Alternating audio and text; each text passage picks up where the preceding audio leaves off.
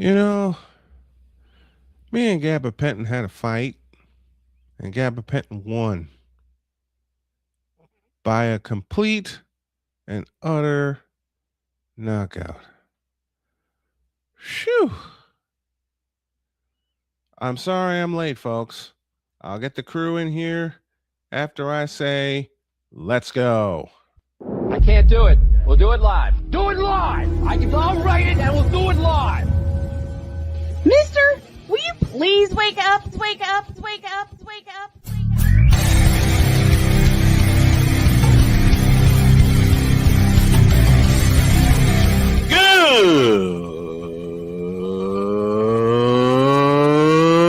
Good morning! Snowman here to all you Brock Purdy and San Francisco 49er haters. Shut up!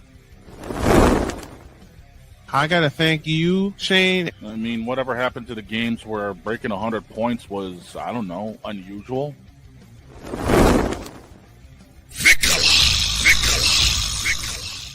There was one word to sum up the All-Star weekend. Trays. Cause we take this job so serious. Splash Brothers, yes. Ray Allen, replace him with Steve Kerr. Reggie Miller, yeah.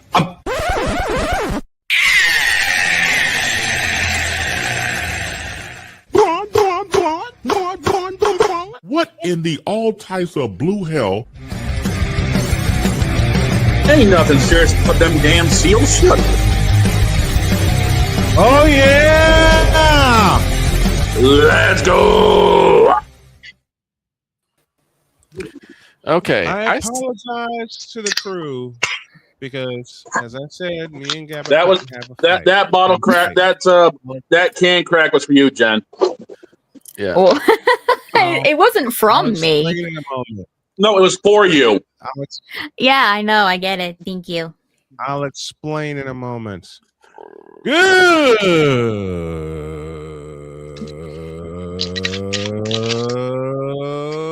Good morning, and welcome one and all to the fabulous, fantastic football potluck Friday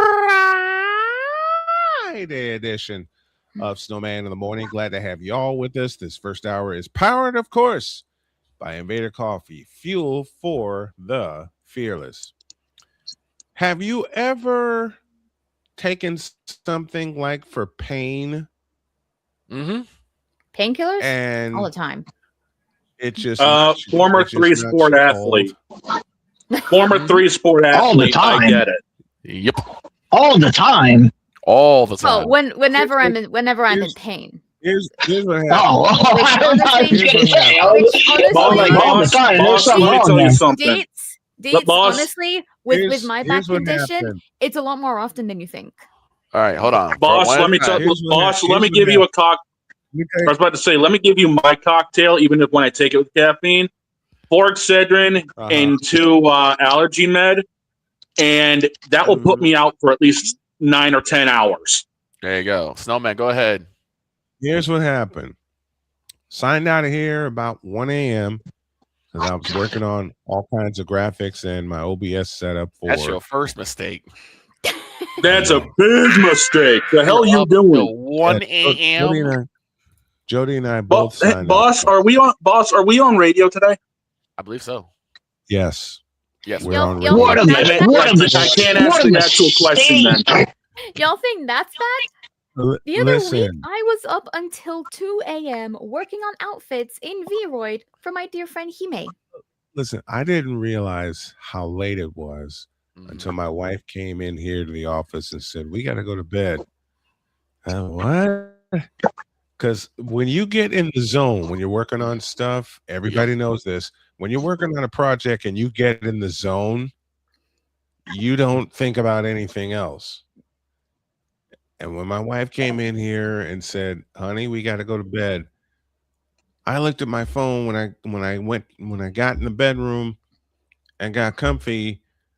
I looked at my phone and it read 1:30, and I'm going, "What?" Because I was on a roll. I was getting What?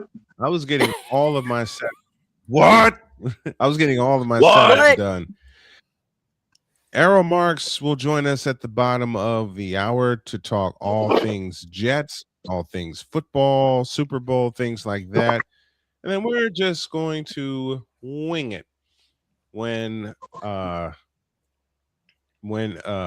done. Arrow Marks is the man in charge of the Worldwide Sports Radio Network, which airs our show every morning. And thank you to the Worldwide Sports Radio Network, and also a big thank you to Shady Sports Network, who lent me a hand 2 years ago when I was struggling really, really bad trying to get the show on air somewhere. And Sam stepped in and said, look, we'll put you on Shady Sports Network. We got you. So a big thank you to Sam and the rest of the crew over at Shady Sports Network. Welcome to those of you listening on Snowman Multimedia Sports Radio. Of course, one of our flagship stations, WJKS in Indianapolis, Indiana. And I'm going to do a better job of promoting all the radio stations that air our show. And also a big welcome to those of you listening on WQVZ 1700 Mission Radio down in Alabama. Now, boss, I've got an idea for the first segment for you. You like that? You like listening. Thank you, Victor. You like that? Well, you like that?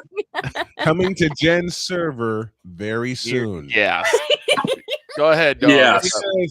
Because every time we come up with something, especially lately here on the show, guess where it winds up? On Jen's server. On Jen's server. Community. Yep. So what's your idea?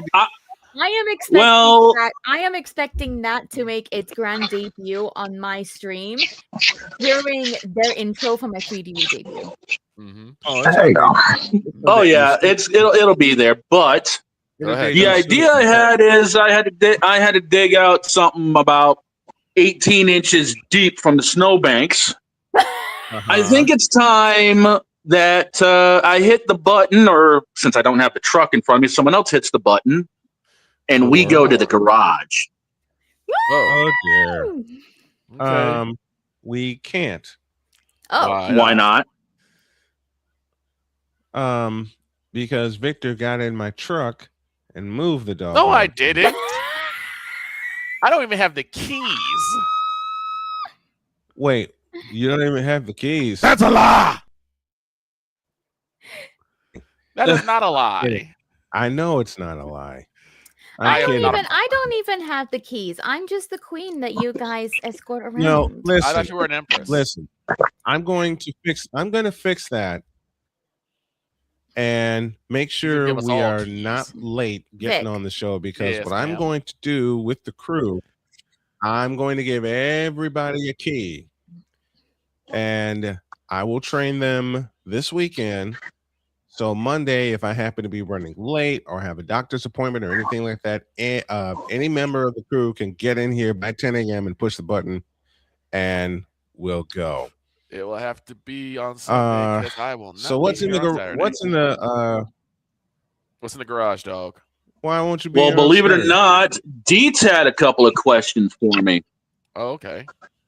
I have a question for Dog, and okay, what's that? Yes, This comes from my viewing of NASCAR 25, the video game. Okay. So this has happened a couple times, and I just want to know if this is real or not, or if it's a glitch in the game. Mm-hmm. But try me. A couple of times I've seen this where the guy I'm watching is in third place, and so there's two people in front of him. And in this case, Kyle Busch was in second. Okay. Kyle Busch spun out and hit the wall.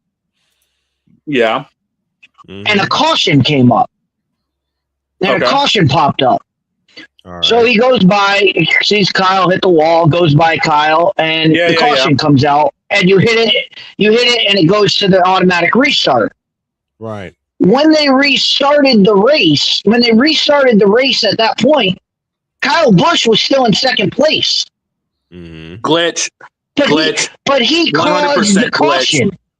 Yeah. Don't you go to the back of the line if you cause a caution? It's 100% glitch. For one, that car would have been destroyed because it's Kyle Busch. And for two, that's a full-blown glitch in the game. Okay. Okay, that's what I thought. Let me do something. Let me do something real quick. I know we're late and we're running late and all kinds of stuff like that, but folks, we're going to the garage. Hey.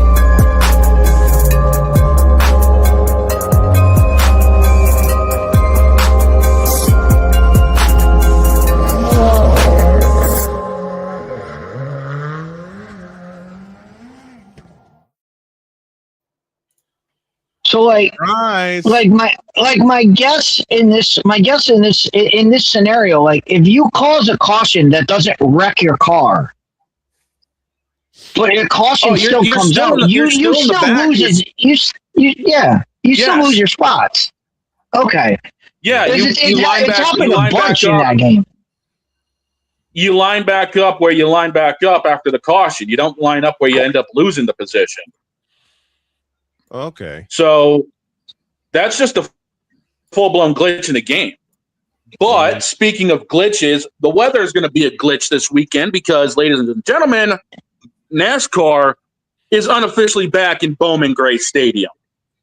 Oh, wow. The Cookout Clash happens on the 1st, and unfortunately, we may be seeing a snow delay. If my memory serves me correct, Bowman Gray, that's down in Carolina, isn't it? Winston-Salem, North Carolina. Home sweet home. Why? Home, sweet home. Because they're trying to build up Bowman. They're still trying to build up Bowman Gray. That they are, and the fact is they didn't feel like rebuilding the LA Coliseum track every year, so they figured they'd go to a track that had the same size, which is a quarter mile, and cause all sorts of havoc.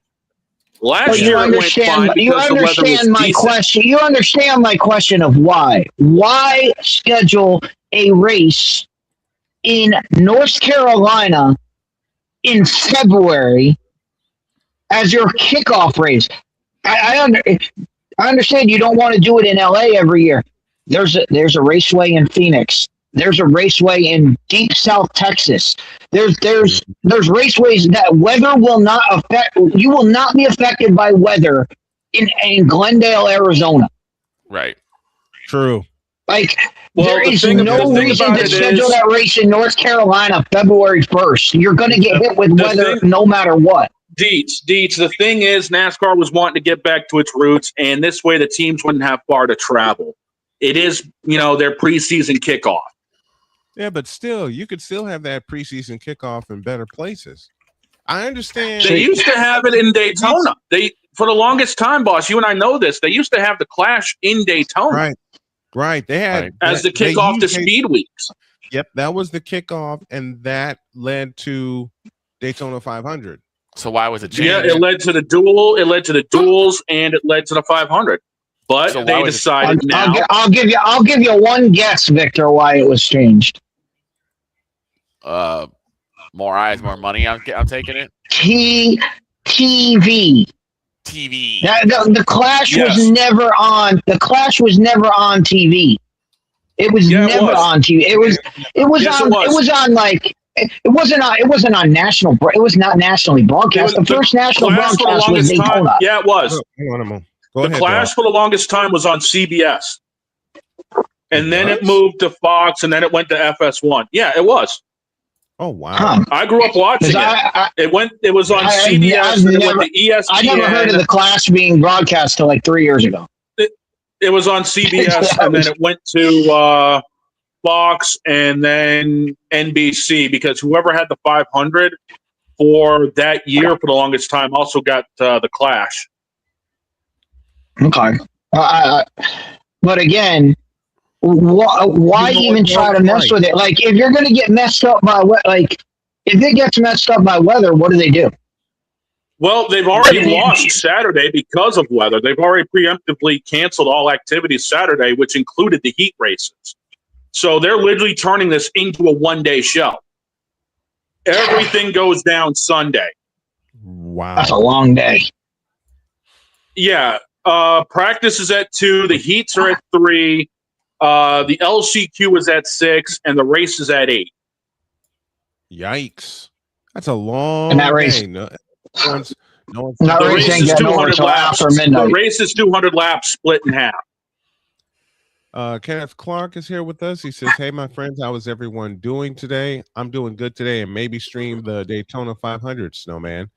Kenneth, you will get your wish because and your boy is going to be in the booth with them. Yep. Oh, it's for gonna the be first fun. time, old Snowman's going to do a NASCAR race. We're going to kick it off with the Daytona 500 on February 15th. Don That's is a one 2:30. proud man when that happens. Oh, by the way, speaking of the 500, as you guys have known, we are doing picks for this year for NASCAR. I have come up with the rule package for these picks. Okay. Oh. As I said, it will be a All right. top 5. So obviously, you got to pick your top 5 drivers, and we're going to do it in the same. We're going to do it the same way as NASCAR does it for their points, which means your driver is also eligible for stage points. Which means, can I sue I'm him? putting that wrinkle into it because stage points can make or break a championship. Fair enough. Okay. Your driver will fair enough. where your driver finishes will be the points you get. See, I haven't paid close enough attention to NASCAR. This is going to force me to. Kind of like what we do. This Kind of like what we do for gonna Uma, be a headache for right? me, isn't it? Yes.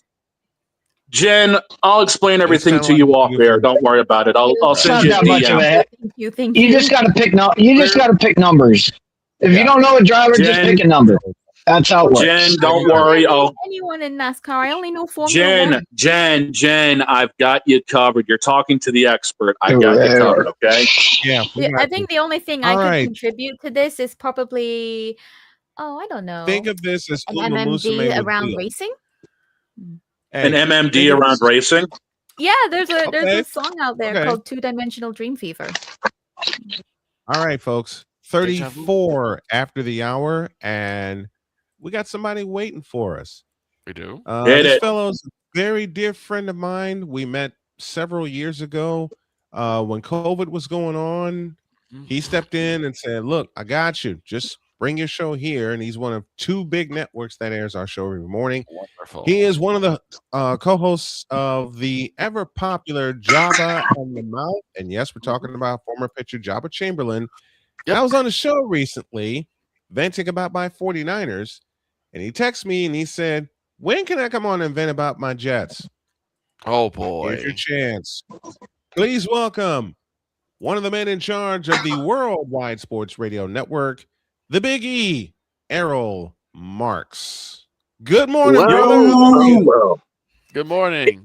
I'm good, man. It would have been nice having my nice green screen and all my pictures on the back of it, but I'm on my phone right now, so I'm sitting in my studio, I'm relaxing, and I've been listening to your show. I've been very, very busy, and last night was a great show. We had Foye Oluwakin on last night, one of the best linebackers in the NFL from the Jacksonville Jaguars, and it was great. Yeah, it's been a crazy week, and obviously I was supposed to go to the Super Bowl this next week. I decided not to travel all the way to San Francisco with all the storms coming out, and one of my guys is actually going out there. Yeah, I got several people going out to Radio Row in Santa Clara, and we're going to check in with everybody. I also hope to get Kevin Burkhardt, the lead announcer for Fox NFL football. We'll see what happens. All right, Errol. I made a promise, and I'm going to keep it because Errol has been begging me for the latter part of the season. Hey, you need to let me on your show to vent about my Jets. I said, "You sure you want to do that on the air?" He says, "Yes." And then I said, "You realize I do have a couple radio stations picking up?" He says, "Yes." and I'll kind of be nice. That line right there. He said, Well, the good thing about letting him vent about the Jets is, he won't intercept anybody. So, Arrow, Big E, the floor is yours. Well, if all the Jet fans out there can make excuses, I'm not. And for all the Aaron Glenn fans, and I listen, I'm a supportive thought. I've supported Aaron Glenn for a long, long time. I really have. Right. I love the fact that the Jets brought him in. He's an ex-Jet. He's a great cornerback from the Jets organization. They drafted him in the 90s. He was a star. For 3 years, he was one of the best corners in the NFL. And obviously with injury and his background of just, all the years of just beating up his body, he obviously retired and then became a coach. He was a cornerback coach over there with the Saints. Then he got an opportunity with the Lions, and he's worked with Sean Payton. He's worked with a lot of big names, and then eventually Dan Campbell. And I thought that, obviously going into a new season with the New York Jets, I thought personally, this was the kind of guy I wanted to bring in, an ex-Jet, a guy that understands what it takes to be a Jet, even though it's been a losing organization for many, many years, that he would figure this out and make this a better, stronger organization and more contempt organization. Well, after the first season, a lot of ups and downs. The Jets could have won 8 games. Obviously, failed to beat the Broncos in England, which obviously was just a heartbroken loss. The Buccaneers, they could have won after the punt block. They could have won that game. They choked in that game. It's been the recipe of disaster for the New York Jets for many, many years. So the offseason came around, and a lot of people, with all the opportunities and draft stock that they have, thanks to Moji, making moves in the at the trade deadline, trading Quentin Williams and trading Sauce Gardner, it gave them an abundance of draft stock. And everybody's sitting there right now. The Jets have the 3rd most money to spend in the offseason. The Jets have all this draft stock. And you think that there's a bright side at the end of the rainbow. Well, ladies and gentlemen, there is no bright side, because nobody wants this defensive coordinator job. Nobody wants this offensive coordinator job. John Gruden was reached out to. John Gruden does not want to work under Aaron Glenn as offensive coordinator. And that was his first offer as an offensive coordinator since he got fired. So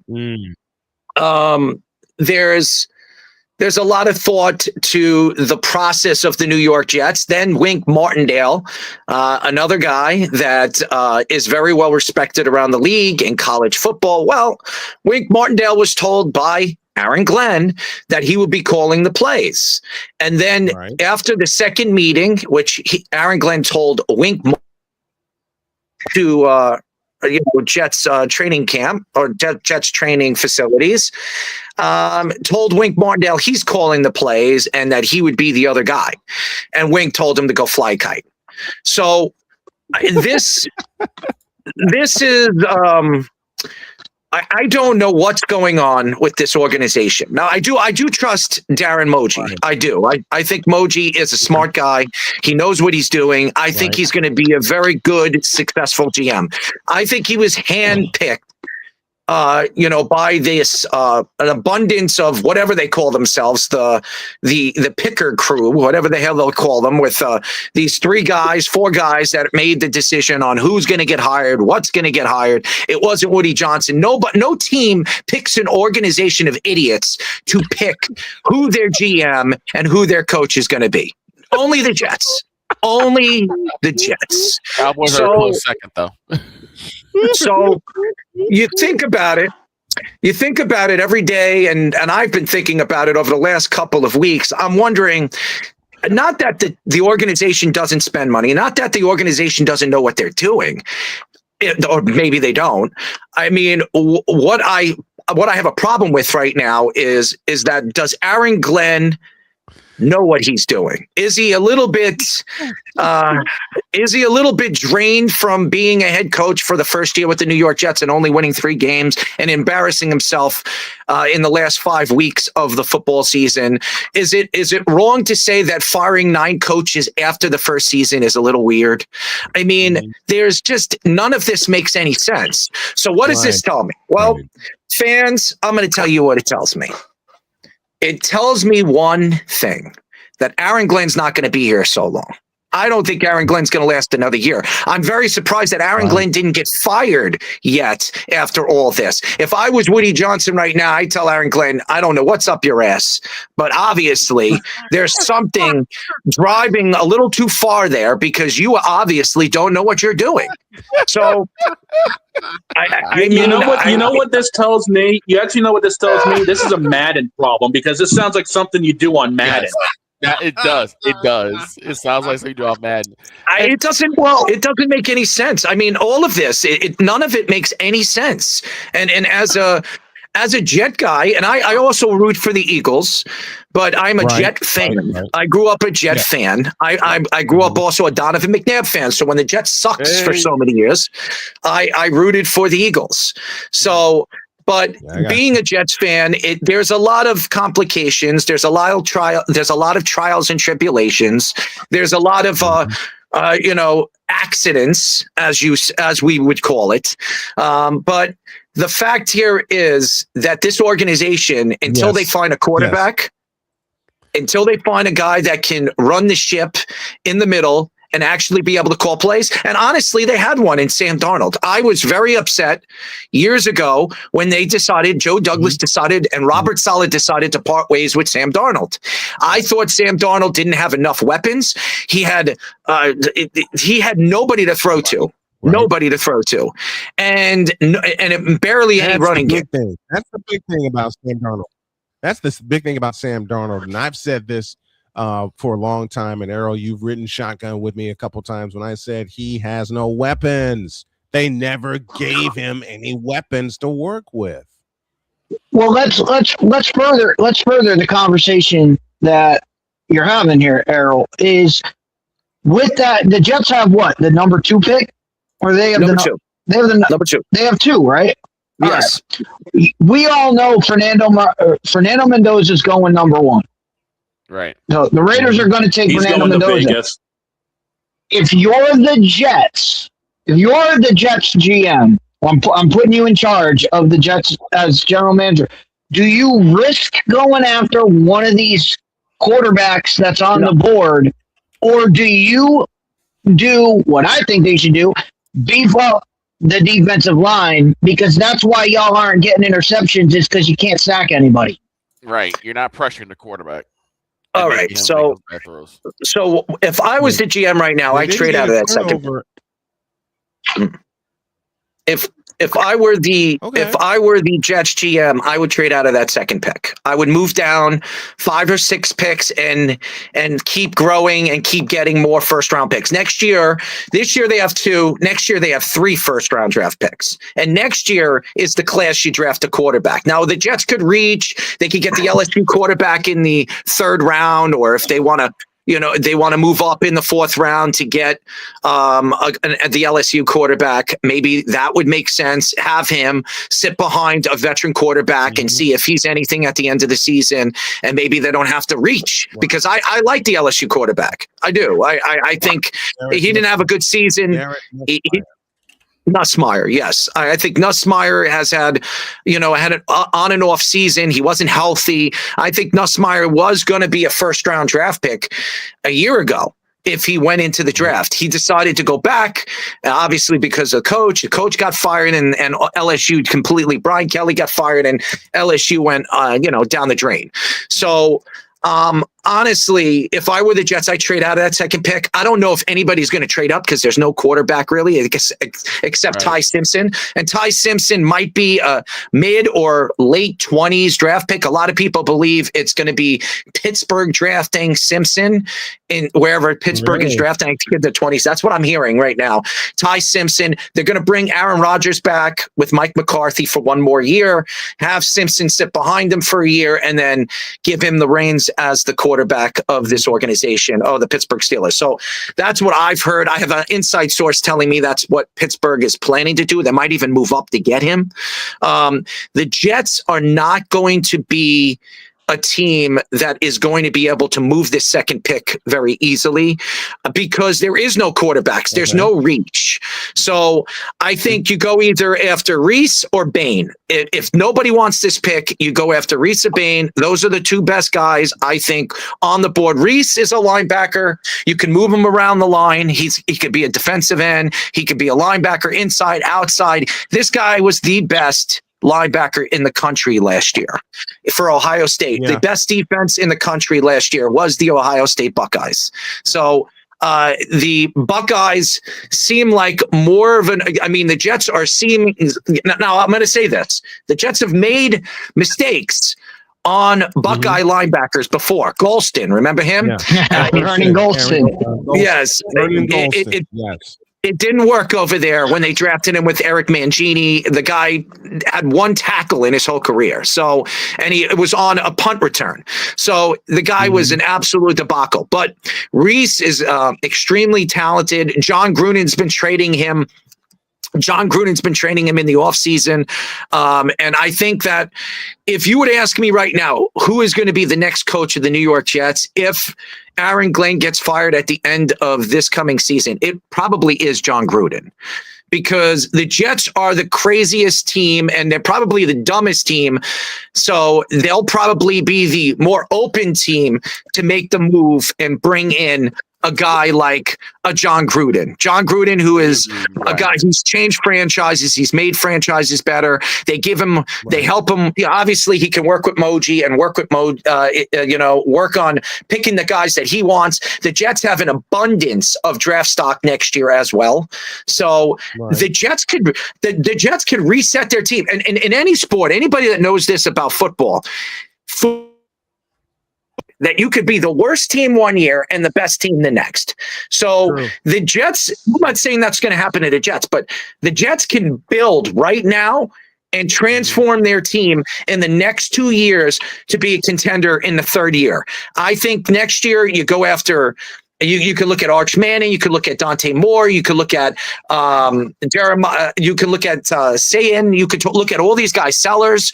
There's a lot of quarterbacks, an abundance of quarterbacks, really good ones that are going to be available in the Jets' hands next year. If Nussmeier or somebody that they're going to bring in, maybe a Carson Beck, they bring in and take a chance with Carson Beck. So I think it makes a lot of sense that the Jets sit still, bring in a veteran, maybe reach out to the Texans. David Mills is a guy that I like. He would be a good starter for the New York Jets. The Jets could use him this year if he starts very well and he plays very well. You keep David Mills on the roster, and then you go after a young guy to sit behind him for 2 years. Who would be, besides the Jets and the Steelers, who else is in dire need of a quarterback that they need to Indianapolis this year? Indianapolis. You reached in my head again, man. Look, the Arizona Cardinals. Riley Leonard. I like Riley Leonard, and I believe they should have started him over Daniel Jones. I mean, I hate the fact that Daniel Jones had not one but two big injuries that finished his season. Should Riley Leonard be the starter in Indy, or should they go after a quarterback in this class and bring him in and give him the keys immediately? What should they do? First of all, I've interviewed Riley Leonard since he was in 8th grade. I've been talking to him even when he was drafted by the Indianapolis Colts. I'm working on getting him on the show this next couple of weeks. I've known Riley since he was a kid. I gave him his first sports interview in his career. Nice. So I've known Riley. I love Riley. He's a good kid, but we don't know how quick this development's going to be. He looked pretty good in some games last year, lost in others. I think that there are other teams like you said, Arizona's an interesting team. I've heard that Kyler Murray is connected to the New York Jets. The Jets could bring him in as a veteran, a guy, but I don't know if I want to bring in a cancer like that in my locker room. You're going to have a fight between who plays Madden, who plays Call of Duty, if that's the case. Yeah, it doesn't make any sense. I do have this one question. I'm sorry to interrupt. Go ahead. Looking at some of the things that Damien's been putting in the chat. He says, "Why not the Jets just build around Justin Fields?" They tried that. Simply put, they tried that. Look what I'm gonna come right back in, guys. I gotta make a quick call. Okay. I'm sorry. I'll be right back. Okay. All right. Arrow Mark's joining us. He'll rejoin us, and let's take a break because we're headed toward the top of the hour. Let's take a break. We'll do our IDs, and Arrow Marks will rejoin us. The man is busy. But first, The following is a public service announcement from Wise El Jefe, Boston. This has been a public service announcement from Wise El Jefe. Another thing I You know what I'm gonna do? off the top of my head. I'm going to do a public service announcement for everybody. I'm going to create it. And here's something funny. Like, what was it? Like, right after that came out, another one of our friends, David 3000, came up Did with the same thing, and he said, "Yep, Yankees suck." This, hang on. Before we go to break, I got one for you. This is a public service announcement from the big dog. Screw the Yankees.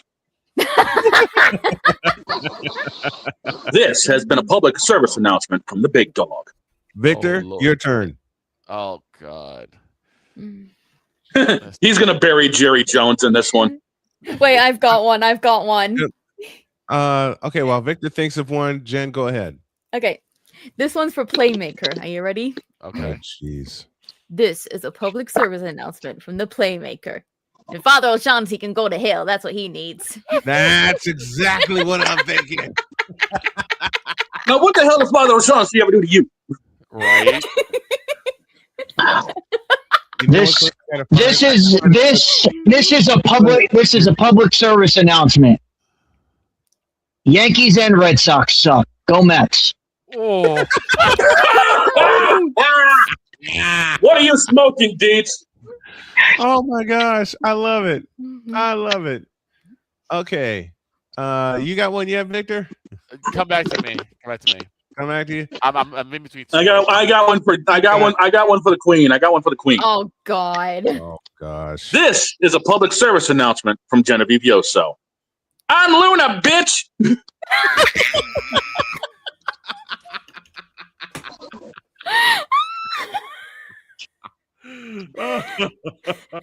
I got one for Jen. That's for you, Don. I got one for Jen. Oh God. The following is a public service announcement from Genevieve Yoso. Couch. This has been a public service announcement. I don't think we could get away with that one. I got a couple more for Jen. No, I got one for Deets. Oh. I got one for Deets. What are we doing? No. Even better. I think I know where this one's going. Wait, and Deets, you know which one of the popular ones I'm going to use for you. The following is a public service announcement from Totally Deets. Dak throws it to, oh, Jesus Christ. Oh, I was thinking the other way. Change that. The following is a public service announcement from Totally Deets. Put somebody in the middle of the doggone field. It's not hard. Yes. I've got one. All right. The following is a public service announcement from A Pizzle.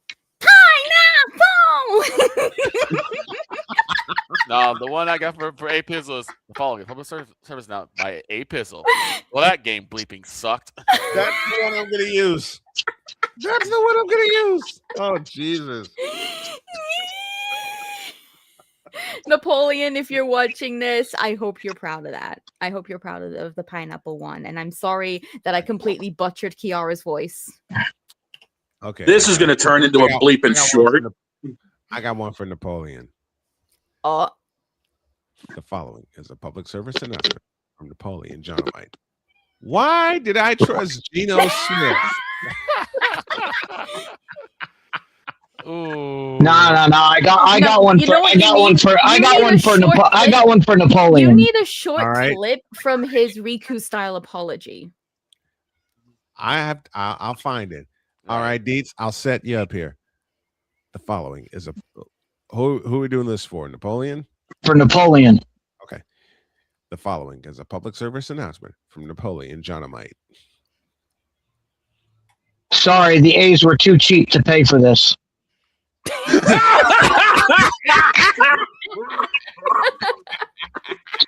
Oh my god. Boss, let's go to break on that one. Let's go to break on that one. I don't know if I can top that one. Yikes. Let's go to break. Let's go to break. We need it. We're toward the top of the hour and we're having fun. Hope you're having fun with us. This is Snowman in the Morning. Good Lord, halftime. I know what the second hour is going to be. Y'all stick around. We're going to have a lot of fun and a lot of laughs. Back in the deuce.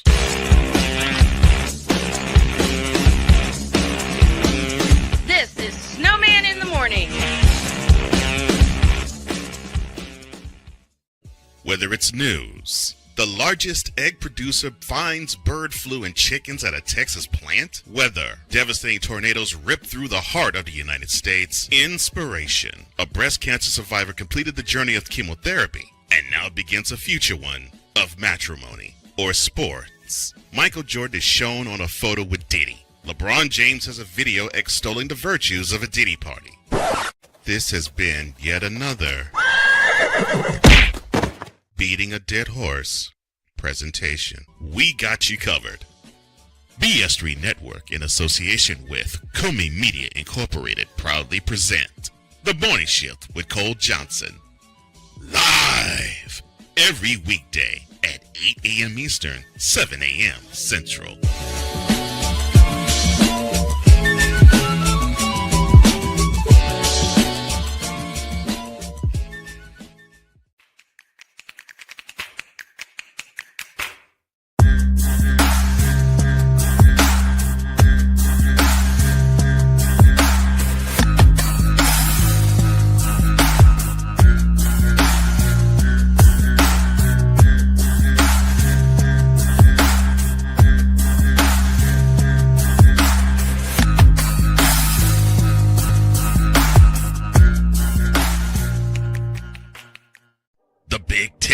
You can say you're not impressed.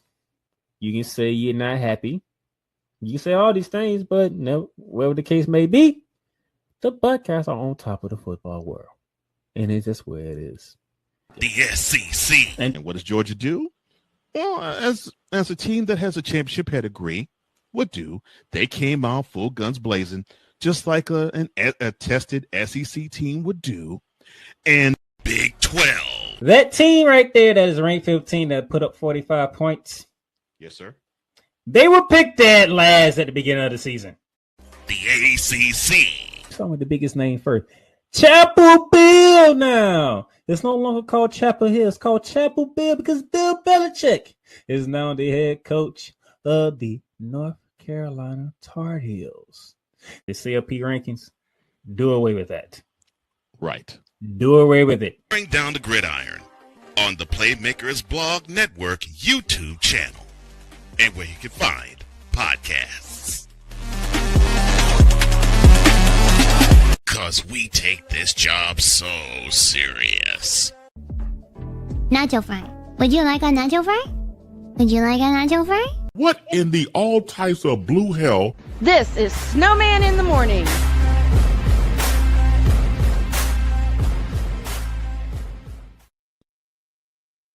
The following is a service announcement from Gargura. Nacho fry. You want a nacho fry? No, I got the one following. for dog. Just a moment. Oh no, I got one for dog. The following. Oh no. Service announcement from the big dog saying late. Give me them cocks. Yes. Yes. The following is a public service announcement from Brian Snow. Dear Bronsexuals, bleep you. Exactly. Yes. Yes. Okay. I think I have one. Okay, Victor. Lay it on me. Okay. The following is a public service announcement by Vic A. Law. Jerry Jones steals more money from Cowboys fans than Gun Run steals from an autoimmune charity.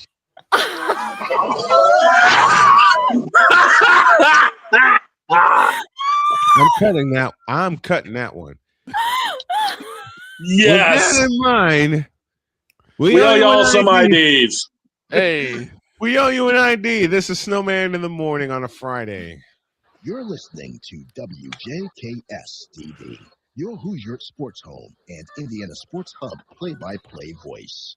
You're listening to WHDR-DB, your radio home and voice of the Carolinas. What is wrong with us? You're listening to WBWS-DB, your new Chicago Sports Hub radio voice.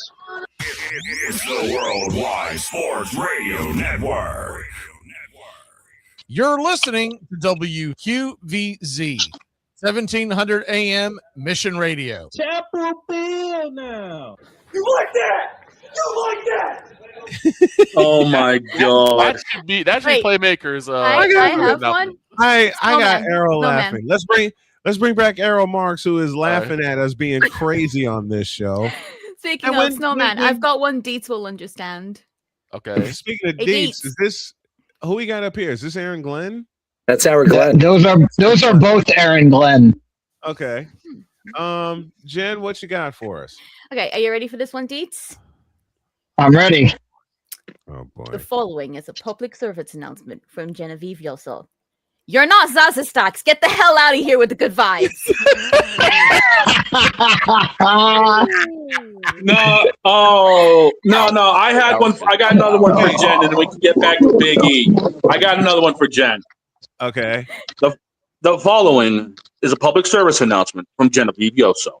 Stay solo, bitch. I got one. That's a good one. Just a moment. I got one for Errol, and it goes like this: the following is a public service announcement from Errol Marks.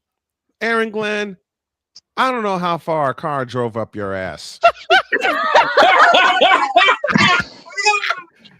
I mean, because when Errol said that, and Errol Marks is back with us, when Errol said that this morning, that's like, okay, perfect. I gotta work it in. So I gotta work it in somehow. To me, it's like right now, Aaron Glenn is like right now the NFL version of Tyler Marsh. Oh, like you don't know what the heck he's doing. And I think the most memeable thing for him was that dance he did on the sideline after the return. I bet you Tyler Marsh. He's more like the NFL version of Randy Marsh. Oh my. Oh! I bet you.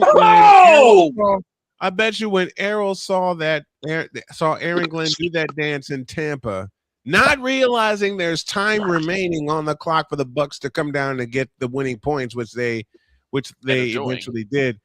And Errol, you said something to me that applies. He said, "I know how you feel," because I vented about my 49ers on his show a week and a half ago. He says, "I know how you feel when you're venting. I'm a Jets fan, and every day I feel like I want to punch a wall or something." Well, at least it's better punching a wall than headbutting a wall, and I've felt that way. I've done both. Trust me, I've done both. Well, Errol, I got a question about what you said last segment, and are they saying Reese is going to go in the top 10? Oh yeah. Reese is a top 5 pick. Yeah. Okay. That creates a problem. I was figuring there weren't going to be many linebackers. I was figuring if the Jets are stuck with that number 2, Ruben Bain has proven himself to be the number 2 pick. And you could get him and then try to move up, try to use 17 to move up and get Reese and try to get both. I don't think you can get both if you pass on Ruben Bain. If you take Bain, I think you can move up and get Reese. I don't think you can move up to get Bain. Let me ask Errol this question because we talked about it off the air about Ruben Bain. Would he be your anchor, your new anchor on your defense if you draft him at number 2?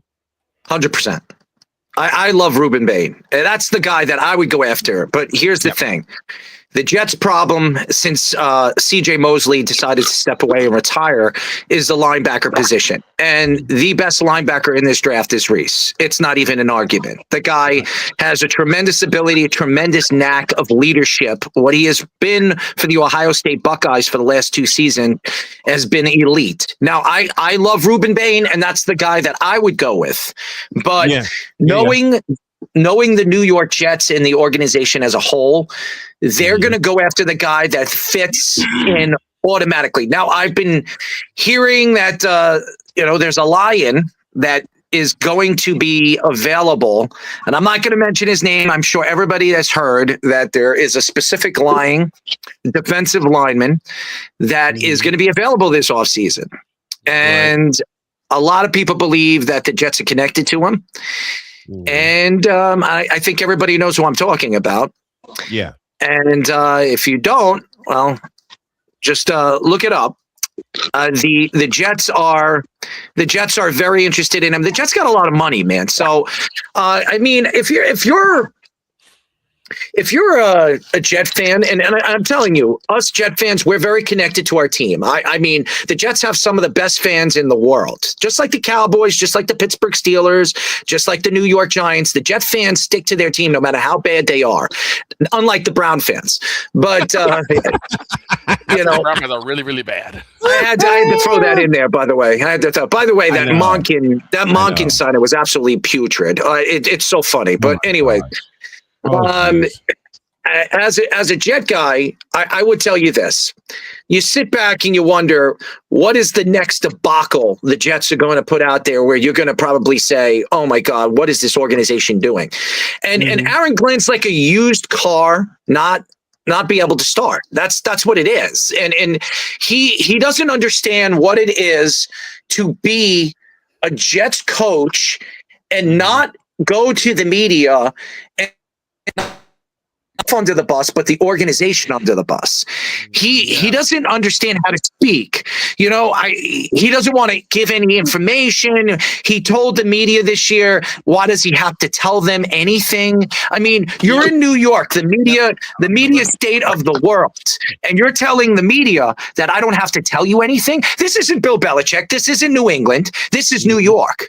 And if you go out there and you throw a curveball to the media, what do you think the media is going to do to you? They're going to eat you up alive. And that's what the media has done to him all season long, is eat him up alive. Him and his ugly mustache, his ugly beard, and him dancing. I love Aaron Glenn. I love him. He's a Jet. But he's losing. He's not even losing the organization. He's losing the fans. This is a guy that was very well respected by the Jet fans. Now the Jet fans are starting to make fun of him, hate him. Could you imagine a guy that was one of the most beloved New York Jets over the last 30 years? My friend, Eric Martini, and he's probably not listening. He is a diehard Aaron Glenn fan. He became a Jet fan from San Francisco. He grew up a San Francisco 49er fan. He fell in love with Aaron Glenn when the Jets drafted him. He became a diehard Jet fan. For years, when the Jets picked Robert Saleh over Aaron Glenn, because Aaron Glenn interviewed for the job years ago, and the Jets decided to go with Robert, a.k.a. Bambi Saleh. Bambi was picked over Aaron Glenn. And Bambi didn't work, and now he's with the Tennessee Titans with Brian Daboll. By the way, I predicted Daboll was going to be his offensive coordinator before the conversations were ever going to happen. All right? Aaron Glenn got the job. Woody Johnson decided to go with an ex-Jet. And when he was at the press conference, he said some things that kind of irked me and kind of got me scared. But I said, you know what? He's a first-time head coach. I'm going to ride or die with this guy. I believe that he's going to figure this out. Well, after watching the first year, and Dan Campbell he only won 3 games his first year. I thought, hey, you know what? The Jet fans need to stop making fun of him, stop pushing him to the brink. The Jets could have won 7 or 8 games this year if they didn't choke in the fourth quarter. So my argument here is, after what I've seen this offseason, with John Gruden, Wink Martindale, firing 9 coaches, not understanding what it takes to get the fans pumped up for the next season. It's starting to tell me, and it's starting to drive in my head that he's not the guy. And it's hard for me to say this because I've been sticking up for Aaron Glenn all season long. It takes 3 years for a coach to get an opportunity to build his own team. He hasn't even got there. He was using Robert Saleh's team, and now he has an offseason to start to build his team. He might not be there his 3rd year because I don't think it's going to last. I don't think it's going to last. I think he'll be fired if this starts off really bad this coming year. I think he'll be fired in the middle of the season. Well, how much of next season is going to be on Aaron Glenn? I mean, everything. Everything. Dude, when you look at the fact that the GM traded away Quentin Williams, traded away Sauce Gardner, traded away, does that give Aaron Glenn any room for people to say no? If he doesn't have the Hogs now, he's got even less in the kennel right now. Hogs. And listen, you're a Cowboy fan, so you know what Quentin Williams is, and I've watched Quentin Williams for a long, long time. Quentin Williams is a great player. He's not a championship player. He's not. He chokes. When you need Quentin Williams to show up in the games, he doesn't show up. He disappears off the face of the earth. And Sauce Gardner, and by the way, Quentin Williams has asked the Jets numerous amount of years, 3 years in a row, after the Jets brought his brother in and paid him a lot of money. He wanted to be traded. He wanted out. Okay. And everybody, I knew this for the last 3 years, but I sat and I ride or die with Quentin, and the Jets got a first and I think the Jets got a first and a second for him. All right. Or a first and a third for him. But nevertheless, you sit here and Sauce Gardner, let's be honest. Sauce Gardner grabs more than he actually plays out in the field. All right. The guy pulls on jerseys more than anybody I've ever seen. And Sauce can't stay healthy. Saw it in Indy, and that's why that's 2 reasons why the Jets got rid of Sauce Gardner. And the big one is what you just said, Errol. He can't stay healthy. He played a grand total of 3 games for the Colts after he got traded, and then he was done for the season with an injury. So the Jets made a good move, and I said this great move in getting rid of Sauce Gardner. And the Colts were I'm not saying they're not great. I'm not saying they weren't great moves. But if you're saying the pot was depleted, the pot's even more depleted now. It's got to be built up. If you're going to put that on the head coach to start the season, that just creates a disaster waiting to happen. Okay, you might as well fire him right now. I mean, okay. So, what's your name, sir? What's your name again? That's Chris. I'm Chris. I'm Chris Beats, by the way. Chris, it's very nice to meet you guys. It's very nice to meet you guys. I'll tell you this: the fellows you hear that are not on the mic, they're using audio because we're dealing with a lot of lag from different places. Shane Lake, my super producer, is here. Victor Locke, our engineer, is here. And this young lady that I've adopted as my daughter from across the pond, this is Genevieve Yoso, and she's a big part of the show now. So very nice. Very nice. Now we got the introductions out of the way, and now that Errol is a permanent member of the crew, because I welcome him anytime he wants to come on the event, I welcome him. So now Errol Marks is part of the Snow Crew. So I have to change the thumbnail. You had a response. Go ahead. I appreciate it. I will say this, and I know a lot of people listen. There are Cowboy fans out there, Pittsburgh Steelers fans, and listen. Right. And you're a San Francisco 49er fan. At least they make the playoffs, and at least at least the Jets haven't been in a playoffs in 15 years. Now we're going into 16 years. Yep. The longest drought out of any NFL team. But here's the facts. The organization is run by a guy that doesn't shut up. All right. Woody Johnson does not shut up. He yaps his big mouth. He doesn't know when to keep his mouth to himself. They call me the mouth on my show. And I sometimes take a step back and understand that I shouldn't be saying things that I shouldn't be saying, but I do it anyways. But Woody Johnson Woody Johnson comes out and he says he thinks he knows stuff about football. He thinks he has an argument about where this team is going. He threw his quarterbacks under the bus. He threw Zach Wilson under the bus. He threw everybody under the bus. And that's the problem with this ownership. If Moji can't take the reign and he can't take the fire, he might as well get out of the pot. Okay. Yep. And to me, this is an organization that just needs direction. If they have direction, they'll succeed. They have an owner that spends money. And it just so happens the Raiders choked the last 3 games of the season purposely. Yep. I had Chris Collier on the show on Monday. He's the third string running back. He's from Long Island. Shout out to Chris Collier. He's the third tier running back on the Las Vegas Raiders. And he's from Long Island, Hempstead, New York. And I asked him, I said, what was it like the last 3 games of the season choking? I said, you obviously you guys were out to choke because you wanted that number 1 pick. You wanted Mendoza. And he said, well, I don't know if we were choking or because I can't say that we were doing. Every single player wanted to go out there and win. We have a heart and there's only a certain amount of positions in this league that you have a chance to play professional football. But he said Max Crosby came out and he said what he felt because he spoke for the team. Nobody liked that. Pete Carroll didn't like that. Pete Carroll didn't want to choke at the end of the season because he knew he was going to lose his job. So, and I asked him, I said, what kind of coach is Pete Carroll? He says, he's a player's coach, but he's straightforward with you. And it was wrong for what the Raiders did to Pete Carroll in the end. Why did you hire him if you were? And by the way, the Raiders are the only organization right now that doesn't have a coach. Right. So I sit here right now as a Jet guy, and I listen. I'm a New York man, and I'm fair to my teams. I'm honest.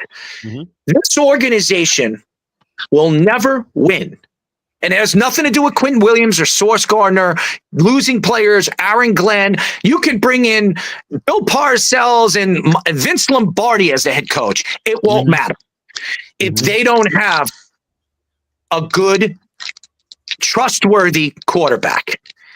And they don't have one, and they're not going to have one until they stop with this rubbish. They stop with this garbage on and off the field. You think that the Manning family, if the Jets are sitting in the top 3 next year or the number 1 pick, do you really think Archie Manning, the senior, is going to allow his grandson to go and play for the Jets? He didn't want Peyton Manning to play for the Jets. Peyton Manning to play for the Jets. I remember that. He didn't.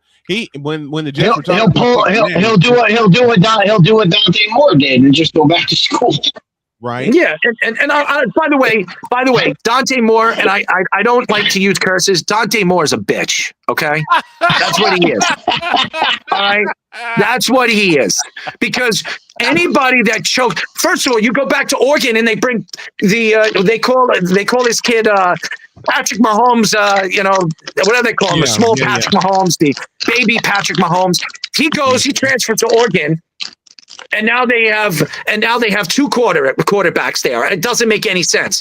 Dante Moore should have went into the draft. He should have taken the bull by its horns, and he could have been the savior for the New York Jets. He could have been the voice of reason. Why do you want this job, John? You want to coach a good quarterback? We got Dante Moore. You can coach this guy up. You can transform this guy. And then, hey, if Aaron Glenn doesn't work, we bring you on, and you're the head coach next year. So it made a lot of sense on.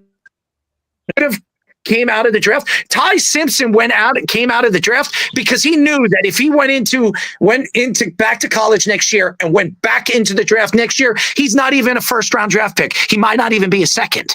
And he knew that. He knew that if he was going into this year's draft, he would be a 1st-round draft pick and he'd get a lot of money. And that's why he went into his draft. The difference between those 2 guys, though, the difference between Dante Moore and Ty Simpson, Dante Moore is going back to Phil Knight. He's not going back to Oregon. He's going back to being paid by Nike to play for Oregon next year. There's no question about that. NIL deal with Nike. That's why he's back at Oregon. That's fine. And you want to know something? If he went number 2, that's why. If he went number 2, don't you think he'd make more money? He probably would. He would make a lot more money. And I got news for Dante Moore. I got news for Dante Moore. And no matter how big his season is, I think Sellers will be drafted in front of him. Arch Manning will be drafted in front of him. And Saying will be drafted in front of him. So you know what that means for Dante Moore next year? It means less money. That's what it means. Less money. So saying Lenore Sellers and Arch Manning, if Dante Moore comes out next year, which we all know he will, the 3 quarterbacks you mentioned will be drafted in front of him, and they'll make a ton. They'll make a ton more money. So the NIL deal, while good now, when next year when he comes out, it's going to be null and void because the 3 quarterbacks you mentioned are going to be drafted in front of him. 100%. 100%. And it's a shame because I like Dante Moore. I liked him. And a lot of people think that he didn't come out because he didn't want to go to the Jets. Right. And that's fine. You don't want to go to the Jets as a Jet fan. We don't want you. It's fine. You don't have to be here. Where are you going to go? Even if you're in the top of the Dante, you have to understand something. No matter where you get drafted and who drafts you, you're going to a bad team. You're going to go to a bad team. You're not going to a good team. Nobody's trading up for you. Nobody's going to be crazy enough to give up their future for you. And now that you've proven that you don't want to take the bull by its horns and you just want to go back to school and get NIL money, good for you. I'm not going to attack somebody that is trying to get more money in the long run. But guess what? In the long run, when you go and you decide that you're going to enter the NFL draft, no team is going to be interested in drafting a guy that doesn't want to be the guy for an organization that is looking for a guy that can run and take this organization to the next level. It's unfortunate, but I'm telling you right now, if you would ask me today, Dante Moore is available and he's sitting there and the Jets are at number 3 or the Jets are at number 2. And I have a choice between Sellers or Sayin or even Arch Manning. I'm going away from Dante Moore, no matter how good of a season Dante Moore has, because Dante Moore proved to me that he cannot be the man. He doesn't want to be the man. He's a bitch. He's a bitch. He doesn't want to be the man because throughout the course of the season, because I paid attention to the Big Ten, throughout the course of the season, you can see it in his eyes. You can see it in his posture. I'll give you one game where he should have been the man, but he wasn't because of his attitude. Indiana. So basically, you're saying that Dante Moore is going to end up Shedeur Sandersing himself then. Mm-hmm. I think what he did this past couple of weeks after he got knocked out by the Indiana Hoosiers, and they were talking to him, and he wouldn't give any answers what he was doing. And then all of a sudden, there was a story that came out that somebody, I forget who wrote it, from Oregon, one of the writers said that he spoke to Dante Moore, and he had no interest into going and playing for the New York Jets at number 2, that he automatically is going to go back to college. And if Oregon doesn't want him, he'll go into the portal and play one more year of college football and get the money, take the NIL money, which tells me that he bitched out. He doesn't want to take. So what you're telling me is if it was the Raiders and if it wasn't Mendoza, you would rather be a Raider? I mean, it doesn't make any sense. Mendoza, listen, I was at the Heisman Trophy dinner. I was there. I interviewed Mendoza. I interviewed all Sayin. I interviewed all Love. I interviewed all of those guys. I was there. I was there in Manhattan. I had a conversation with him. I was the only guy that was asking as many questions as I was to Mendoza. And I asked Mendoza, I said, if the Jets drafted you at 1 or 2, how would you feel coming to New York and being the face of this organization? He said, and I'll give you word for word what he said. He said, God gave me a gift. God gave me a gift, and no matter who drafts me, I'm going to go out there, play my heart out, and show them what they drafted. That's what he said. He said that I'm going to go out there and be what I am as a teammate, as a leader, and I'm not going to worry about what organization drafted me or how bad the organization is or where the organization has been. I'm here to win. So you want to hear that from your quarterback. You do not want to hear your quarterback or a quarterback that might be a top 3 pick say, yeah, I don't want to play for the Jets. I'm just going to go back to college. Okay. That tells me he's not a leader. I think what's very telling is that in situations like that, of course, like you said, if you're going to be in the top draft, you're going to go to a team that is looking for help. You're not going to go against a team who is basically AFC, NFC champion within this year to next year. You're looking for a team that's probably bottom of the barrel or probably somewhere in the middle of the road, and you give that spark. And I think most quarterbacks would take that as a challenge, saying, "Yeah, I can lead this team to become Super Bowl champion next 3 to 4 or 5 years." You just said the biggest thing, Victor. You just said the biggest thing. I want a team that I can lift up. You just said the biggest thing. You want the challenge. Yep. You want the challenge because, I don't want a team that's already been made for me where I could just plug myself in and then we end up winning chips. I want a team that with me and these guys, I fight and claw and scrape and bite my way. Put in the work, to the top. Right? And put in the work. You put in the work to be the man. And I think that's what I say. I think Dante Moore should Shedeur Sanders himself, because now people are gonna say, well, you're an elitist. You're not gonna. You don't really want. You want a team that's gonna be a cakewalk to the championship. Not that's not fair though. He didn't Shedeur Sanders himself, because Shedeur Sanders dropped himself almost out of the draft. Dante Moore is still going to be a first round or a high second round pick next year, whether he comes out or not. And if he comes back next year and wins the Heisman Trophy, everything's in front of him. Everything's in front of him, and he's not. He's not winning the Heisman. He's not. He's not. We can say that, but if the Ducks go 13-0 and win the Big Ten. And I'm not saying I'm not predicting that right now, but I'm saying if they do, it's not the craziest thing for the Ducks to have a really good season. We've seen them do it before with a quarterback like Bo Nix.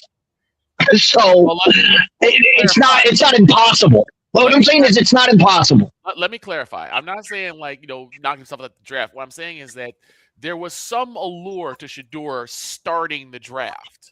Mm-hmm. And then with each interview and play and training and interview and training, the allure was, stripped away because of how he acted. So in this same situation, with Dante Moore saying, I don't want to play for the Jets, it could be like he's just not a Jets fan or whatever it could be, but it does take that shine off the apple. It takes that allure. The more apt comparison would be, does he Teddy Bridgewater himself?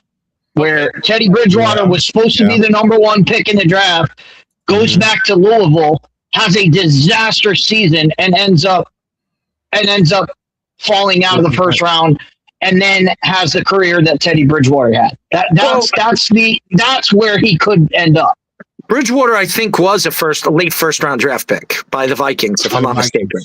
Yes, right. He was supposed to be the number one quarterback taken. Yeah.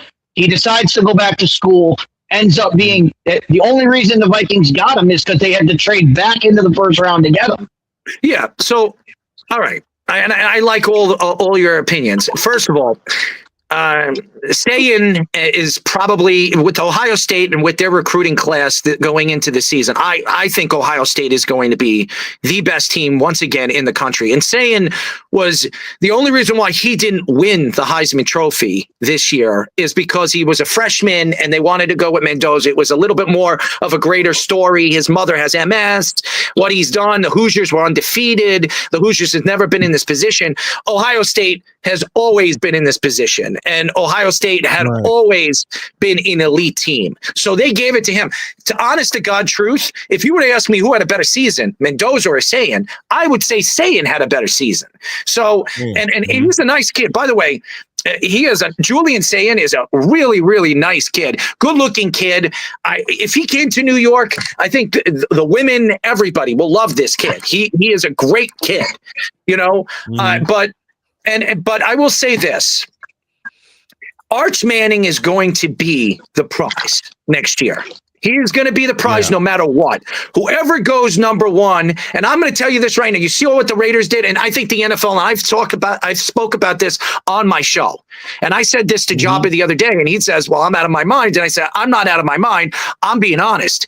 If the NHL and the NBA and the MLB have they have a lottery pick and stuff like lottery balls and stuff like that. That's what the NFL should be doing. What the Raiders did What the Raiders did at the end of the season was an absolute horrible situation, and it shows you that organization bombed for Mendoza. That's what I called it on my show, bomb for Mendoza, because that's what they did. You saying that. Yep. So if they do a lottery for the NFL, it would have to be live. You would have to see it, because there is no way they could get away with a lottery in the NFL. Everybody already thinks there's already a clan of people that think the NFL is fixed. If you start fixing draft picks, like the ice pick that brought Patrick Ewing to the Knicks, okay? If that happens, the NFL is going to explode. All right, Chris, I'm going to tell you something. And you said something very interesting, and you brought up Patrick Ewing, and you brought up drafts and stuff like that. Mm-hmm. Here's what I would say about this. It doesn't matter where you're drafting, what lottery pick you are. And I saw what the NHL did this past year. I think Gary Bettman was very, very smart the way he did it. He did it in front. He wanted to show why the Islanders got the number one pick, why the Islanders got Schaefer, was because they got lucky. They got lucky. The ball just popped up the way they did it right in front of the fans. And to say that the game is rigged, I've been saying it for 11 years. People on other shows attacked me, said, "Who's this guy? Who's this guy that the NFL is rigged?" I had guys, NFL players, looking at me like I was on drugs when I've had them on my show. Professional athletes come on my show saying that I am crazy, and then all of a sudden, an ex-NFL player on a Barstool show comes out, and I'm not going to mention, everybody knows who I'm talking about, an ex-running back from the Texans. Think about it. You know who he is. Yep. Football player. Oh, yeah. Okay. Yes. All right. He comes out and he says that it is fixed. He absolutely believes it. And then everybody's saying, Stephen A. Smith. Everybody is saying it. Here's who said it. I was saying it for almost 11 years. 11 years saying that the NFL is rigged. We said it on my show. The first year on my show, we said it. We said it here. When I first met Errol, our first show, we said we're not talking the NFL. It's fixed anyway. When I first met Errol, his first question to me was, "Do you think the NFL is rigged?" I didn't even hesitate. Yes, we've seen clues. We've seen them drop breadcrumbs of them. Rigging the games and rigging the season. I've seen it for years. And the first time I had Errol on my program, he said it, and I'm not flinching. I'll say this. And we've seen it. The first person to bring it up is always be the first one. It's always going to be one to get ridiculed. It's always the 8th, 9th, 10th person that comes up and say, "Oh, well, maybe there's something to say about it." But always the first person that brings it up, which is probably the more correct person, is usually the one that's like, "Oh, he's just crazy. He's a kook. You don't know what he's talking about." Do you still get attacked, Errol? Do you still get attacked for saying that? Today? Are you kidding me, dude? I get fan mail. I get fan emails. I write stories, and I know, Snowman, you reached out to me and you want to start writing. I write a lot of stories, and I post it up on Reddit. My guy Speedy posted up on Reddit, where I'm drawing 20, 30,000 different fans reading it and commenting on it. We have a segment on my show where we picked one of the stories that draws the most people to reply, and I answer to all the fans. And we go on the show and I give them my answers to what they were writing to me. Yes, I get attacked. I get attacked all the time because I'm a fair, straight, honest person. And I've attacked Stephen A. Smith on his show that they blocked me. When he was on ESPN radio, they blocked me. I attacked Stephen A. Smith. Yeah, this is true. This is a true story, guys. Welcome to ESPN New York. Welcome to Radio New York. So facts. I'm connected to a lot of people in the industry. A lot of people know who I am. Some people that more than others don't like the way I attack and I say my piece, and I don't really have a filter. I don't curse, really. I don't go out there and curse. I give you my honest take, and I'm going to attack you, and I will hammer you down to the ground until you can't stand up anymore. And I said this many, many times. If you're going to come out and you're going to speak about something, you better know what you're talking about. Because if you're going to say it, If you're going to say it, you best believe that I'm not going to, if you're saying it wrong, or you're coming out with the wrong comment, or you're coming out with the wrong take, then I'm going to attack it. I know about MMA. I know about boxing. I follow everything. I fought. I know a lot of fighters in the industry. This MO, I'm not even going to, this piece of garbage came out and it said that Floyd Mayweather is the greatest boxer of all time. Oh, come on. That's what he said. This is what he said. And so what I did was I listened to his take and I called his shot. Now I know Stephen A. Smith's agent is my agent's father. Okay. Nice. So we're connected. All right. So when Brian, by the way, shout out to Brian Mountain. He's my agent. We've had conversations off air about Stephen A. And he says, you guys are very alike, but the one thing about you is you won't stop until you pound somebody to the ground. Stephen A. Smith will say enough, and then he'll be like, okay, let one of my goons finish you off. So I don't need a goon to finish me off. I'm going to finish everything, and I'll drop the mic when I'm done. Okay. I called Stephen A. Smith's show. Yep. I called Stephen A. Smith's show. I know you do, Brian, and I love you. So I called Stephen A. Smith's show, and I told him, I said, all right, you're a Floyd Mayweather fan. Great. I think he's one of the greatest defensive fighters of all time, one of the best counterpunchers I've ever seen. Greatest boxer of all time? He's not even the greatest fighter in his weight class all time. No. He's probably fifth. And he says, what are you talking about? I said, I'll tell you what, Stephen, if you can tell me 10 fighters in his last 20 fights that he fought in their prime, I will zipper my mouth. I will bow down to you, and I'll never attack you for anything ever again. Ever. I won't even. He said, who the hell are you? And I said, listen, get one of your goons to tell you in your earpiece, because I got news for you. Every single fighter that he fought, his last 10 fights were against guys that were run out. On their way out. Done. Yep. Run out. They're done. Way out. Yes. Marquez has been fighting since he was 15 years old, and when he fought him when he was practically 40. I mean, come on. You fought Manny Pacquiao. When he had a torn rotator cuff. Okay. Yeah. Well, I mean, after being mayor, it was Mayor Pacquiao. He wasn't thinking about fighting. He was thinking mayor. No, he wouldn't fight Manny Pacquiao when he was at the prime of his career. Right. He ducked him. He absolutely ducked him. He says he didn't. He said he didn't. Yeah, he did.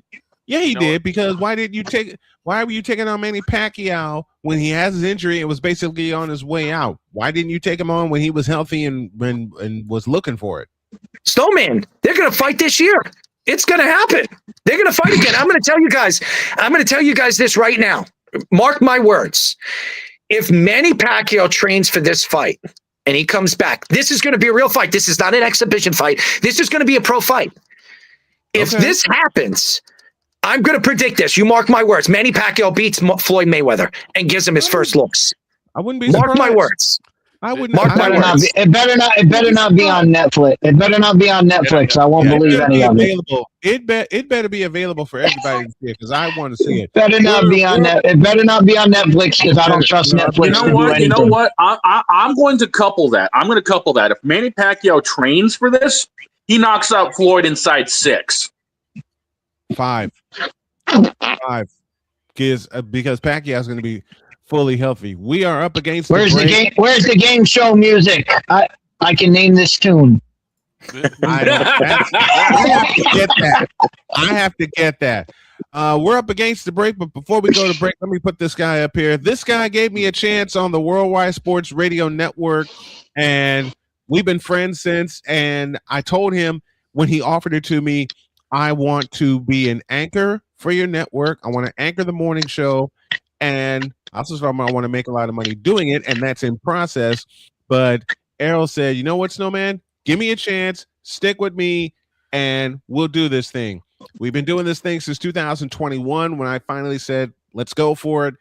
5 years we've been on the Worldwide Sports Radio Network, and I couldn't be prouder of this man and what he does for not only Snowman in the Morning, but for his network and my network. We have teamed up. I've aired some of my games on his network, and he's also been a very, very dear friend. When I was going through cancer, he was one of the guys that kept me in good spirits. And I remember Errol chanting to me before I went in for surgery in 2022. He said, knock his ass out, talking about the cancer. That's all he said. He kept saying, knock his ass out. And everybody was chanting that with me. But this man gave me a chance on his network. He's also a very dear friend. I love you dearly, Errol. You have a permanent spot on the show. Whenever you want to come on, we'll get you in. But man, I am proud of you. I'm proud of what you've done with your network. I'm proud of what you've done with your show, Jabba in the Mouth, of which I'm a frequent guest. And I'm proud of you for just who you are. Unfiltered. Thank you. He tells it like it is, but I'm proud to call you a brother, not just a friend, but a brother. For as long as we've been brothers. I want to say something. I love Brian. Brian's been through so much, and a guy that I've always respected. Everything that he does, all the work that he puts in, and you'll get there. Listen, we are ranked today. I got a text by my executive producer today that we're ranked on Spotify and Apple right now at 120. We're under football shows because we have to pick a genre on Spotify and Apple. You can't just pick all sports. It's got to be baseball, hockey, basketball, and Football has the most podcasts in the country. There's 5 million on Spotify and there's 2.5 million on Apple. We are ranked at 120 in the country, and we're beating out Peter Schrager and his podcast, and some of all the different shows that are right now on the NFL Network and all that other stuff. And it's an amazing thing that that if you put your work in and you work really, really hard and you believe in the stuff that you do, everything can come to fruition. Jabba came to the show, and I'll tell you guys, everybody asked me, how did you get Jabba on the show? How did you guys band together? And it's very simple. Jabba came on the show wanting to do something at some giveaways during the Cleveland Yankee series 2 years ago in the ALCS. We did something. Jabba loved it so much and loved working with me that he said, let's do this full time, man. Let's do this together.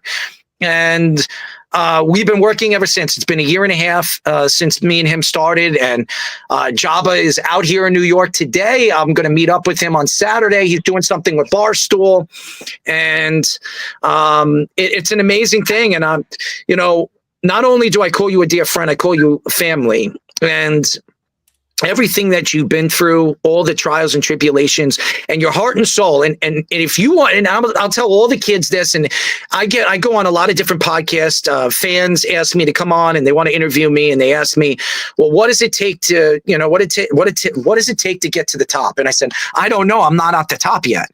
And I said, but what I can tell you is, if you want to make it in this industry, you got to be passionate, you got to work hard, and you got to be honest. Don't hide behind anything you say. Be straightforward. Brian, you're one of the first people and one of the more known people that I know that is pretty straightforward, honest, and dedicated to your craft. I love you, man, and keep up the good work. And it was very nice to meet all you guys, fellas and ladies. Thank you very much. Thank you. Thank you.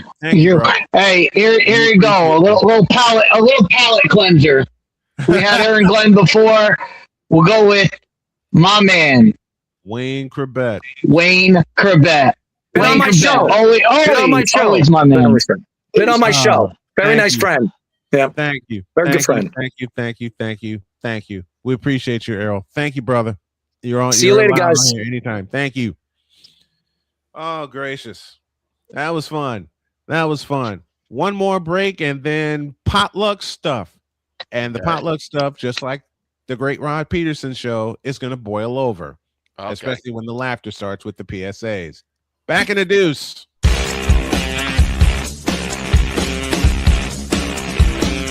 This is Snowman in the Morning. Jason, let's go see your room.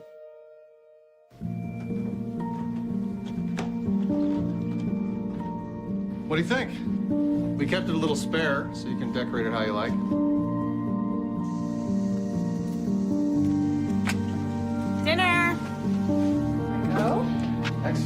soccer is fun. Yeah, I saw you guys out there.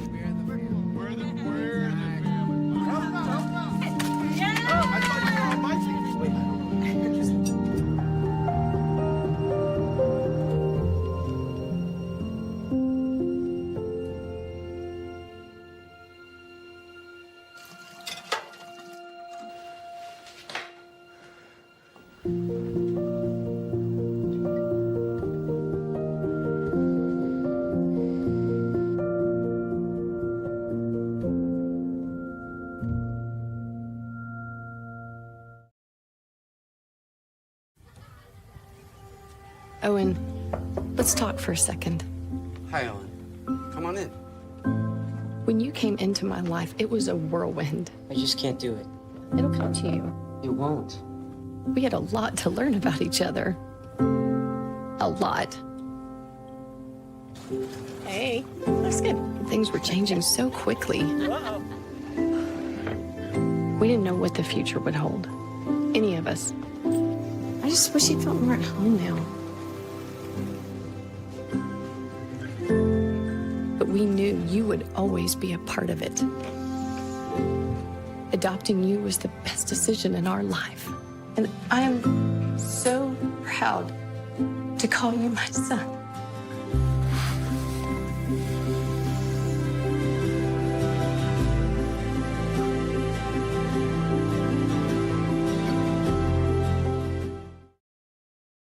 Whether it's news, the largest egg producer finds bird flu in chickens at a Texas plant, weather, devastating tornadoes rip through the heart of the United States, inspiration, a breast cancer survivor completed the journey of chemotherapy, and now begins a future one of matrimony, or sports. Michael Jordan is shown on a photo with Diddy. LeBron James has a video extolling the virtues of a Diddy party. This has been yet another beating a dead horse presentation. We got you covered. BS3 Network, in association with Comey Media Incorporated, proudly present The Morning Shift with Cole Johnson. Live every weekday at 8 a.m. Eastern, 7 a.m. Central.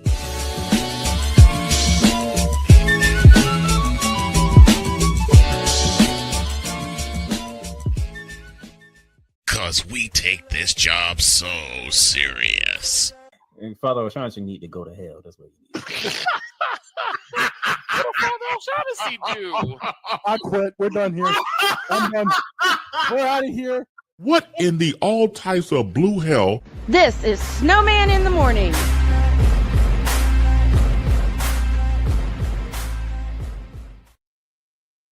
I still don't know what I did to deserve that. I don't know what I did to deserve that one. A dozen before the Snowman's top of the hour. We're absolute- gonna have some potluck fun to. I want close- to throw some out before we really go crazy. Yesterday, Damian Hernandez came up with a really interesting question. I didn't get a chance to answer it because, as we know, D Rose had his number retired, Mhm. and he asked, what was your favorite Derrick Rose moment? And I have two of them. Okay. One was against, I believe it was the Milwaukee Bucks, where Game winner? Derrick, yep, game Game winner. winner. Yep. Absolutely cold-blooded, and he strolls away, and everyone loses their mind. The second one was against the Heat on Sunday, where he crosses LeBron and D Wade, Yep. and gets the bucket and the foul. No, he got the bucket. They call timeout, and all you see is LeBron crying on the sidelines. I remember that play because And the third, and my favorite, the free throw in the national championship game. There you go. I'll give you my D Rose moment. This is the one where the announcers completely lost their mind. I think it was against Phoenix, where he had a breakaway. He had the breakaway dunk, and all you hear the announcers going is, "Did you not get the memo? He can go higher." That's the Stacey Dragon. King. Yep, that was That was Dragon, Neil right? Funk and Stacey. That was Neil Funk and Stacey King on the Chicago call. That was Dragic, wasn't it? That he Yep. dunked over. Goran Dragic. Yes. Did you not get the memo? Derrick Rose can go upstairs. I want to go higher. Man, Higher. I remember that. I have a couple of D Rose memories. Oh, the go first one is I saw in person at the United Center when Simeon was playing for the Public League Championship. And I not only saw that game, I called that game from press row. That's one. The play that Victor mentioned, the human blur. Yep. Getting to the basket. LeBron trying to chase him down, couldn't. Another one against Orlando a year later, toward the end of the quarter, and all you saw was Derrick Rose flying down the court and beat everybody to the hoop. Yep. I got too many Derrick Rose. I got one more. And then I got one more that will step away. I got one more. It was City Sub at Welsh Ryan Arena. Yes. And the first thing Snowman told me once we got the headset on, he says, "You got to watch out for this kid, Derrick Rose from Simeon." Yep. And I said, "What's so okay? Well, what's so special about him?" Because I'd never heard of him. Midway it was the beginning of the first period. He breaks away after a steal and just jams home. I'm like, there you go. Oh, Jen's mad now. Yeah. We heard the echo. She's throwing Damien hands. said, Damien with a two-part question. What's the best Derrick Rose moment, and where would y'all rank him as the Bulls of all time? Number 5, because 5 players have had their number retired up in the rafters at the UC. Yeah, I'll say 5. I'll say Rose, Sloan, Bob Love, and of course the dynamic duo Scottie Pippen and Michael Jordan. Yeah, I'll put that. So, where can you say? Where can I'd agree with that. Yeah, okay. He's at number 5 because not only was he the captain of the team under Tom Thibodeau, but like I said, he had his number retired. Yeah, I put him ahead of guys like Kukoc and Kerr. I put him ahead of those guys. Yeah. Yeah. Now, do y'all still want the argument, or are we gonna hold off to that till later? What argument? You know what argument? The kickoff debate. Yeah. That is going to come Monday. Okay. When we start our Super Bowl coverage, because I've already slotted 35 minutes for you and Dietz to go back and forth about it. Okay. Okay. And yes, by the way, I will be taking Dietz's advice. I'll be coming up with the prop bets for the Super Bowl. Okay. Chances are he'll probably tell me why I'm wrong, but I'm just gonna stand on it. I got a prop bet. I'm not. I got a prop bet for the Super Bowl. How many times Jen screams if somebody scores? Oh God. I'd set the over under at about 5. Over under. How many times do we? That's assuming I can even watch the match. Oh, you will. It's kickoff is at 6:30 Eastern, so it'd be like 11:30 for you. I think she's talking about more like availability and across the pond. So It's gotta be available. I hope Yeah, it's gotta be available. It will be on Peacock. I had a George Carlin. I had the exact same We joke. have a Peacock account in this. I had a George Carlin Peacock joke in my head talking about 1982, but I can't do it. I had the exact same joke. Yeah, you know what I'm talking about, Victor. Coming down the stretch here on this late starting edition of Snowman in the Morning. Let me thank everybody here. Dietz with the axe. Jen with the ever-changing models, including Luna Snow. Good Lord. Oh, and Victor, my regarding the Luna one, yes, I have a Luna cosplay for this model currently in the works. Why are we not surprised? I want to thank Jen for something that was very, very funny. She hung out with me for the latter of the divisional call between Buffalo and Denver. She opened her whole mouth. Not this again.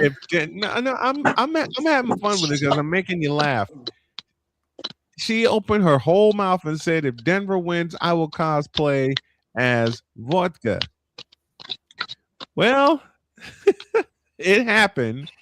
She paid off her she paid off her bet, and I just want to say thank you for being a good sport. Being a good sport about it. To Deets, 9 years of brother, 9 years of being on the show with me. 9 years of us arguing about Iowa and Northwestern whenever they're scheduled to play. But 9 years of friendship, 9 years of brotherhood. He, Errol Marks, Victor, and everybody, got me through cancer, got me through all of my health problems. I'm finally starting to stretch again and get back on my feet and get back to walking and not just getting around the house, but getting around the farm too. So I thank you for being there. Victor, my longtime friend, I don't know how many ways I can say thank you and that I love you as a brother, and thank you for being my longtime engineer. I got you. And to the big dog, where we on air celebrated events by drinking, including this. Yep. Shane, you remember this one? Not just there were two occasions where someone sent me a liquor sample and asked me to review it. The first time it was bourbon, and I got knocked out on the air. The second time, we had a blast that time. The second time, and I didn't tell y'all this one, and this is where we'll close out. The second time, I reached out to somebody on Twitter. I reached out to a distillery on Twitter, and they were talking about their new scotch that they made. I said, I remember this. I reached out to him. I said, I'm Brian Snow. I host Snowman in the Morning. I have a YouTube channel, and I would love to review it. And I thought, okay, he's not going to respond to me. 5 minutes later, he says, give me your address. What? Yep. I remember this.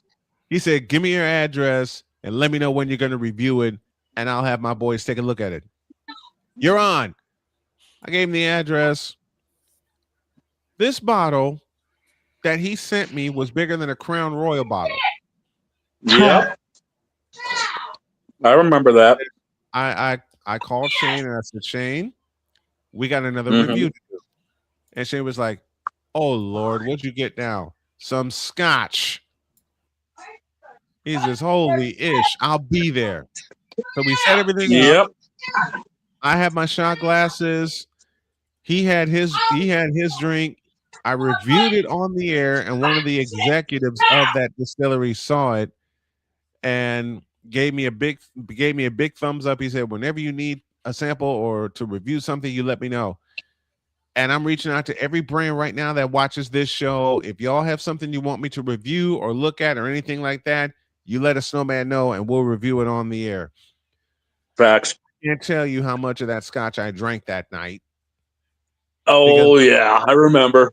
Because over the course of 120 minutes, by the time we got done, I said, Shane, I'm not coming on the air tomorrow. He said, oh, yes, you are. You're building something. And thank you, Shane, for doing that and always doing that, especially this morning when it was 8:30 when my alarm went off. My wife had to wake me up and say, turn off your alarm. And my alarm was the old theme from the NBA on CBS. There you go. Yep. I muted that. I thought I hit snooze. I hit dismiss instead. Yep. I do that. I've done that. I hit dismiss. Been done before. Everybody's done that. Everybody's done I've done that. I wanted to hit snooze. I hit dismiss instead. And thank God I set this link up before I went to bed last night. We're going to make things better, folks. Victor. Yes. Victor, could you imagine? This is what I've been thinking about ever since we had the conversation last segment. Could you imagine how much hell would break loose if the NFL did a lottery and the Cowboys got the #1 pick? Oh my God! Oh Lord! The world would burn. All hell would break loose. Everyone would be. Oh, it's fixed. Well, of course the Cowboys get #1. Oh, if Snowman thought that my thoughts on George Kittle was a conspiracy theory, let the NFL do a lottery and the Cowboys get the #1 pick. There'd be more conspiracy. That's all I could think of. That's all I could think of when I heard lottery, and I was like, no. I was like, they cannot do this. It would be a disaster. You know what, Be on Victor? fire. You know what, Victor? If they ever held a lottery and the Cowboys got the number 1 pick, you get that show the next day. Right? You and I gotta Deets, do it with Deets. Just I a can't do it moment. without Deets. I would have to have Deets. You and Deets, and I'll even get Ben Sutterth on here. Mr. Ben, yes. I'm just gonna give y'all the floor. Gentlemen. Listen, I'm just gonna give y'all the floor. I'd be the first person jumping conspiracy. I'd be the first one. This is rigged. This is rigged to hell. Yes. There's yes. No question about it. And then if that ever happened, I will give Deets, Victor, and Ben Sutter the floor. Ivan Dawkins, I'll bring him in too. I'll bring Ivan Dawkins in here too, also from the BS3 Network, and I'm gonna find my way back to the BS3 Network. Trust you me, I'm on my way back there. And I will turn off my camera. I will just give y'all the floor. I will just give cues of when we're going to a break, but that would be the entirety of the show. But then we'll somehow find, if we did get it, we'll somehow find a way to screw it up anyway. So Right, but the lead up to it would be every single fan in the NFL would be screaming. Screaming. Even screaming and ballyhooing. Damien says the Cowboys would get crazy. Damien says the Cowboys would get the number 1 pick and trade it away for crumbs. Why? Because it's the Cowboys. I mean, you can say the same about the Bears too. No, we don't trade the number 1 pick for crumbs. We trade the number 1 pick for Super Bowls. Just ask the Minnesota Vikings. There you go. Yes. Oh God. I mean, what the Bears got them one pick and they pick a punter. The punter goes to number 1. You know what? Mitchell Trubisky. That's all I need to say. Yep. That's all I need to say. All right. Oh God. Matt Nagy. There The following is a public service announcement from Brian Snow. Hey Bears, how'd that Nagy thing work out for you? Better than Uber Fools. Yeah, because Matt Nagy actually led them to a division title and led them to the playoffs. Exactly. Playoffs? Better than Matt Uber Fools. Playoffs? Listen, one more thing before we get out of here. Deets and I were checking out the Bears-Packers game Sunday night, 2018. We were texting back and forth. And I said, look at the Bears. They have a lead right now. His next sentence to me made me crack up. And he said, the Bears will blow this lead in 90 seconds. 90 seconds. So for the next 5 minutes, me and Deets were playing bitter notes on how quick the Bears would choke the lead. We got it down to what? 35 seconds before Aaron Rodgers hit Randall Cobb with the game-winning touchdown, and we started calculating. We started calculating, and Deets finally says that happened in 40 seconds. So we both were in. Yep. Randall, sweet. That's crazy. That was Deets' first sentence to me. That was his first text to me when I was to the Bears, and it was of course, it was at Lambeau Field to open the season. And when Deets said the Bears will blow this lead in 90 seconds, and we just started going down the line, I said, "No, it won't. They'll blow it in 75 seconds." And Deets comes back and said, "Nope, it'll be a full minute. It'll be a full 60 seconds." We got down to 35 seconds when Aaron Rodgers hit Randall Cobb with the winning touchdown. 40 seconds after we had started that thing. Yep. Yeah. 10 seconds. We got to go. Thank you to everybody that tuned in. Thank you, Damian Hernandez, for being one of our best fans. All right, we love having trolls on the show, but Damian has fun with us. We love you, Damian. We love you, Ryan McCarthy, and to all the fans that have tuned in and have kept this show going for the past 12 years. Oh, have a question for the dog, right quick, or if the dog's still here. I'm still here. Since we're doing NASCAR pick'ems, can we do the same for wrestling, boxing, and UFC? Jesus Christ! I'll work on something for wrestling for WrestleMania. Gotcha. You know what? WrestleMania makes sense. The rest of it, the rest of wrestling, we don't have to do anything. He's actually WrestleMania turned does into a make betting sense. house. Davey's trying to turn this into an actual betting house. Hey, we got a pair of affiliate sponsors for it. Why not? We do. Why not? You know what? Let's make that happen. We'll talk off the air. Have a Bet great US. weekend. God Done. bless. Remember to make your next move your best move. And always remember, if your dreams don't scare you, they're simply not big enough. Dream big, do bigger. We are, y'all are too. And you're talking to a cancer survivor who beat a cancer that always takes man out. I'm one of the 2% because I whipped cancer's ass. And I couldn't have done it without y'all. So long, everybody.